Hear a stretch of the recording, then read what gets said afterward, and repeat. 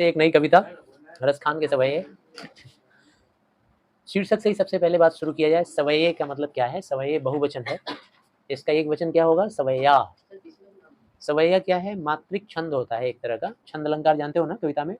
ये जो सवैया है एक तरह का छंद है, 4 लाइनों में लिखा रहता है और इसकी एक पर्टिकुलर मात्रा होती है। खैर अभी हम लोग सवैया की बात नहीं कर रहे हैं, इसीलिए सवैया के ऊपर ज़्यादा बातचीत नहीं। अभी बात है कि रसखान के सवैये, जैसे बहुत सारी तरह का छंदों के आप लोग नाम सुने होंगे।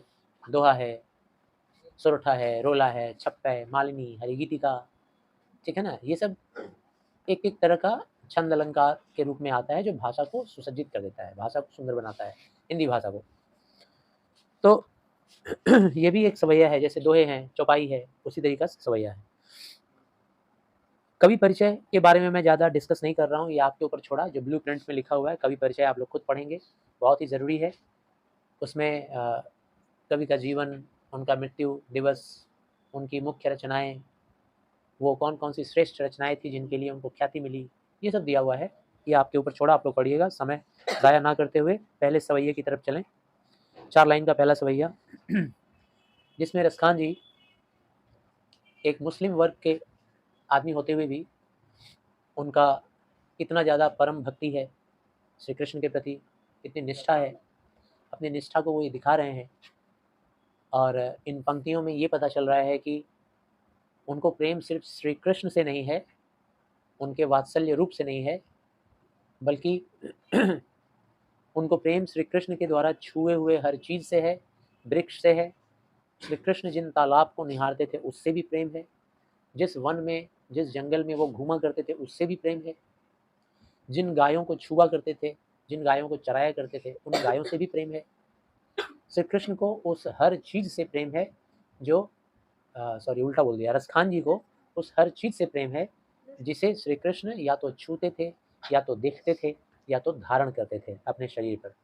जैसे उनका वो लाठी, उनका वो कंबल। तो पहला सवैया हम लोग पढ़ें। मानुष हों तो वही रसखानी बसों ब्रज गोकुल गाँव के ग्वारन। यानी ये एक अभिलाषा है रसखान जी की। कहते हैं कि यदि मैं मनुष्य हूँ, फिर से जन्म लूँ मृत्यु के उपरांत, और फिर से अगर मेरा जन्म हो, यदि मैं मनुष्य बनूँ, वही रसिखानी बसों। तो रसखान अपने मन के इच्छा को व्यक्त कर रहे हैं, कह रहे हैं कि उसी गोकुल गांव में मैं बसूं। गोकुल गांव कौन सा? जहाँ पर श्री कृष्ण का बचपन गुजरा, उनका यौवन वहाँ निखरा। तो उसी गोकुल गांव में, उसी ब्रज में मेरा जीवन गुजरे, मैं एक मनुष्य के रूप में वहीं जन्म लूँ। गांव के ग्वारन, उसी गांव के ग्वालों के बीच मेरा जन्म हो, क्योंकि ब्रज में, गोकुल गांव में सारे ग्वाले थे। तो मेरा भी यदि जन्म हो तो यदुवंशियों में ही हो, उसी गांव में, उसी गोकुल में, ताकि मैं श्री कृष्ण के द्वारा छुए, महसूस किए हुए हर चीज़ को मैं भी छू सकूं, मैं भी महसूस कर सकूं, उनका सानिध्य पा सकूं। जो पशु हों तो कहा बस मेरो, चरो नित नंद की धेनु मझारन। जो पशु, स्पेलिंग पशु का गलत है यहाँ पर, ये पुराने ज़माने में ऐसे ही लिखा जाता था। होता क्या है? पशु। तो जो पशु हों, और यदि मृत्यु के उपरांत मेरा जीवन मुझे पशु के रूप में मिले, तो पशु के रूप में यदि मुझे जीवन मिले, कहा बस मेरो चरों, तो बस मैं उसी पशुओं के रूप में जन्म लेना चाहता हूँ, उसी पशुओं के मध्य में जन्म लेना चाहता हूँ, एक पशु बनकर, जो नंद बाबा के गांव के पशु थे। नंद बाबा के गांव के मुख्य रूप से पशु कौन थे भाई? गाय थे।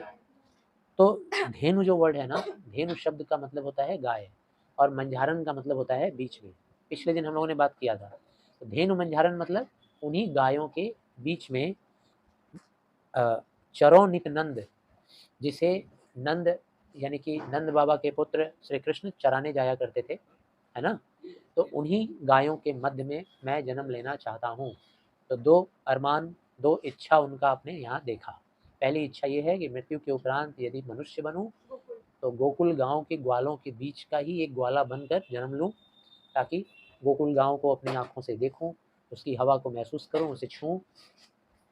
और यदि पशु के रूप में जन्म लूं, तो नंद बाबा के गांव में उसी गायों के बीच में मेरा एक गाय के रूप में जन्म हो, जिसे श्री कृष्ण या फिर श्री कृष्ण के जैसे दूसरे ग्वाले चराने जाया करते थे।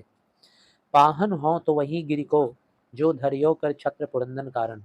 और यदि पाहन बनूं, मृत्यु के उपरांत यदि मेरा जन्म कंकड़ पत्थर के रूप में बने, कंकड़ पत्थर के रूप में मैं जन्म लूं, तो कौन सा पत्थर बनूं भाई मैं? वही गिरी, उसी पर्वत का पत्थर बनूं जो धर्यों, जो श्री कृष्ण ने धर लिया था, पकड़ लिया था, उठा लिया था धर्यों, तो वही पर्वत का अंश बनूं, उसी पर्वत का पत्थर बनूं जिस गिरी को, जिस गिरी यानी गोवर्धन पर्वत की बात हो रही है, क्योंकि गोवर्धन पर्वत को एक बार श्री जो भगवान थे इंद्र हैं, उनके प्रकोप से गोकुल के गांव के लोगों को बचाने के लिए श्री कृष्ण ने गोवर्धन पर्वत को छत के रूप में ऐसे उठा लिया था अपनी कानी उंगली पे। क्यों भाई? क्योंकि इंद्र की पूजा हुआ करती थी, श्री कृष्ण ने इंद्र का पूजा बंद करवा दिया और इंद्र को पता था नहीं कि श्री कृष्ण के रूप में नारायण स्वयं जन्म लिए हैं, तो उन्होंने तुरंत अपना क्रोध दिखाना शुरू कर दिया। इतनी बारिश की कि गोकुल गांव बह जाने वाला था, पानी में पूरा बह जाता, इतना बारिश।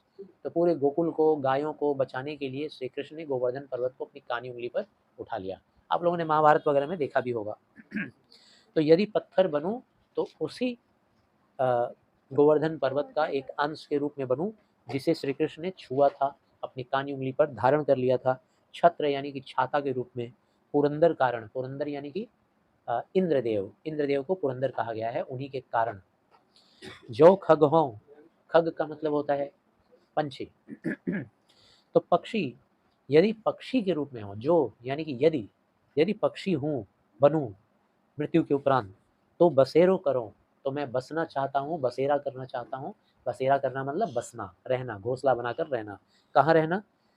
कालिंद कुल, कालिंद कुल का मतलब होता है यमुना नदी का किनारा, यमुना नदी के किनारे, ओखंडा बसे जाओ, यमुना नदी के किनारे कदम्ब की डाली, यमुना नदी के किनारे कदम का वृक्ष, कदम का वृक्ष होगा, उसी वृक्ष के डाली पर मैं घोंसला बनाकर रहना चाहूँगा। कारण क्या है भाई? क्योंकि यमुना नदी के किनारे जो कदम का पेड़ हुआ करता है, उन्हीं किसी कदम के पेड़ों पर टेक लगाकर या उस कदम के पेड़ के ऊपर बैठकर श्री कृष्ण अपनी मुरली बजाया करते थे। तो यदि वो कदम का पेड़ भी छू लूँ या उसके ऊपर मैं बसेरा कर लूँ चिड़िया बनकर, तो भी मेरा जीवन धन्य हो जाएगा। तो ये कृष्ण के भक्ति की एक चरम सीमा की पराकाष्ठा है, उसी को उन्होंने व्यक्त किया।